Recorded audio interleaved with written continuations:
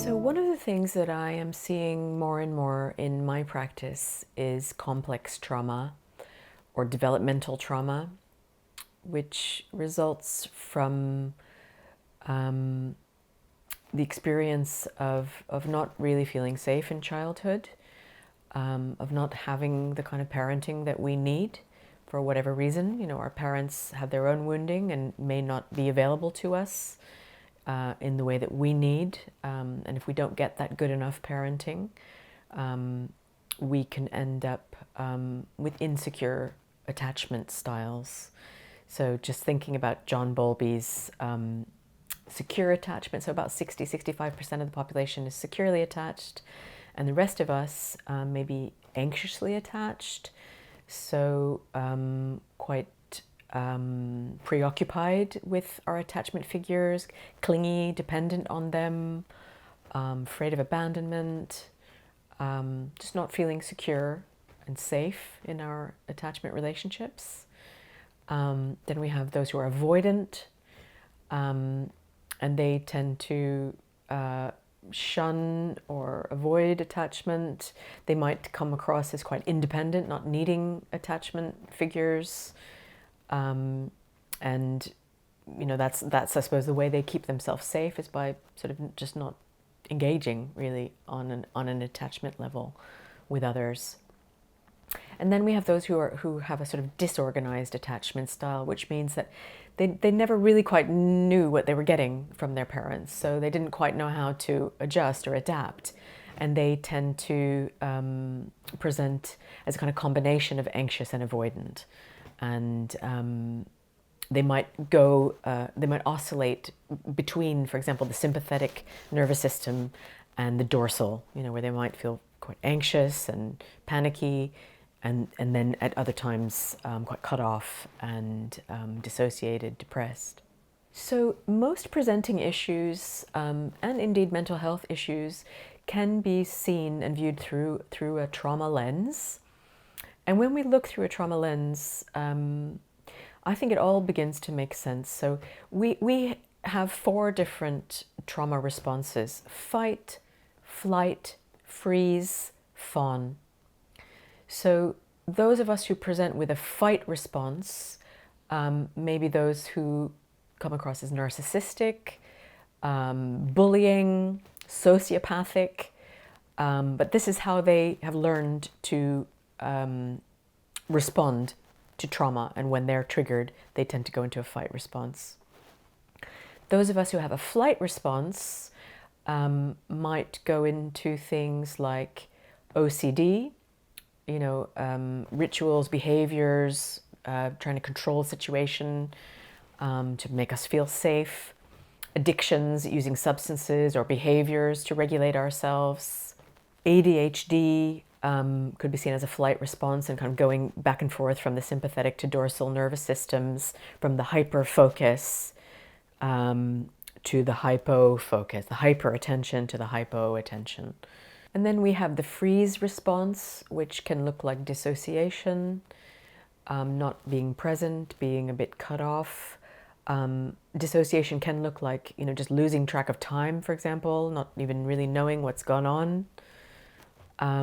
Depression, being quite shut down, not feeling much, being numb. Also phobia, you know, just needing to avoid certain situations because they're overwhelming. Then we have the fawn response,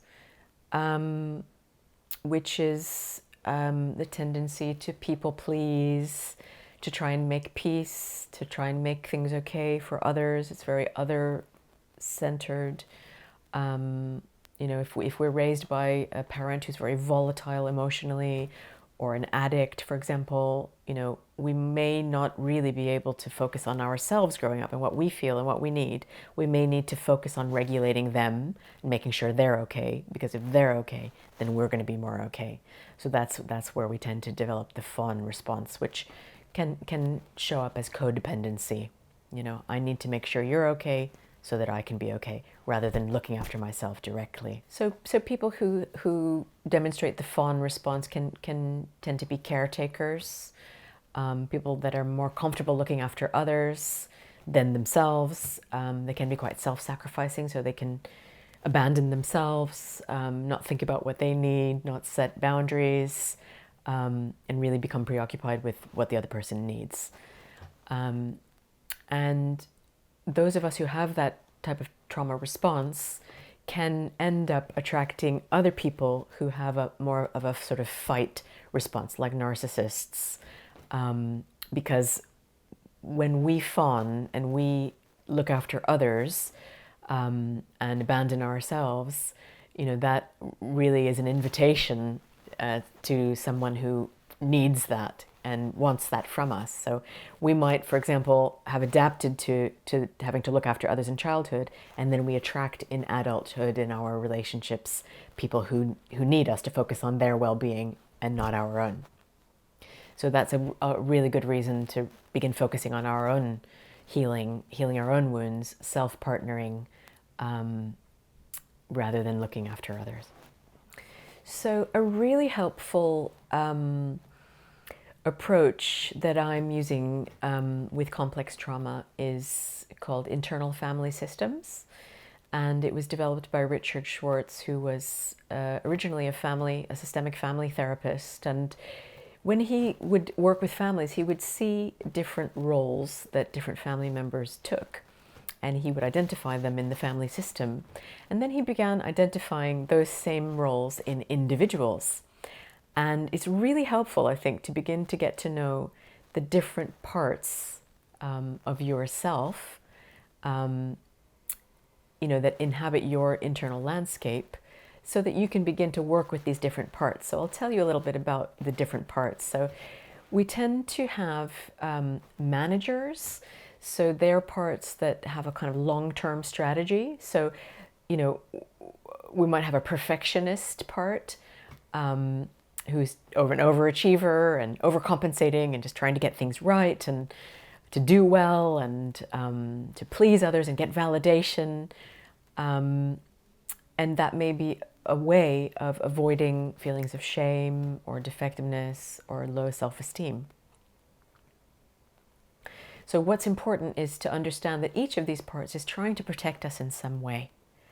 And when we can understand how they're trying to protect us, what role they are serving for us, and what they need so that they can relax and step back a bit, they can transform. And I'll give you an example of this. But let me tell you about some of the other parts first. So we have the firefighter parts, and they tend to be behaviors. So for example, addiction could be a firefighting part, self-harm could be a firefighting part. They're behaviors that we engage in to avoid certain feelings. So again, they serve a function for us. They're not bad, they're trying to help us. But if we understand what they do for us and what they need, we might find they're able to step back a bit, and we're more able to engage the self and become more self-led. Then we have the exile parts, and they're the parts that we kind of just don't want to know anything about.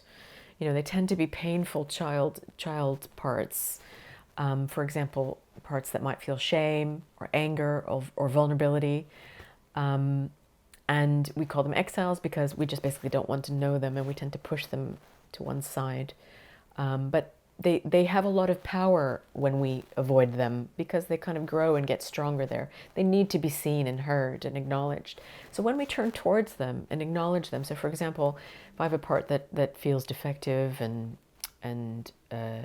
feels shame, and I can turn towards that part and begin to accept it and understand it and acknowledge it and be there for it when those feelings come up, then it feels seen, it feels less lonely.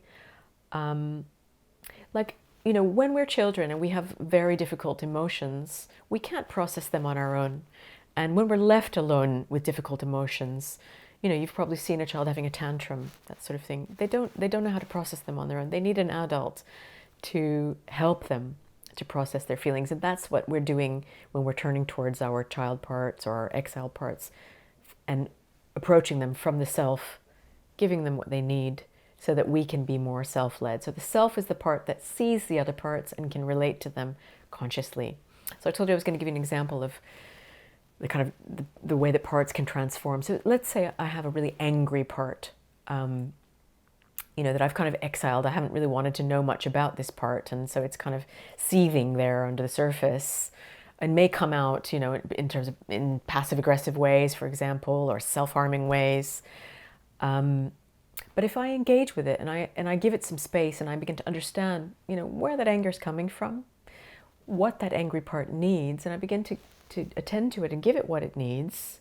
So, for example, it might need me to set some boundaries with other people and their behaviors. That can transform into actually a very healthy dynamic. I'm informed by the anger and the angry part and what it needs, and so I'm setting boundaries, and so that part is feeling seen and heard and less angry. So it's an example of really transforming anger into assertiveness. So there are some really helpful books on this subject. Gabor Mate, When the Body Says No, is really about paying attention to what goes on inside our body and being informed by what we feel inside the body, so that we can be well, and that when we don't do that, we get burnt out, we get ill, we get compassion fatigue, we get adrenal exhaustion.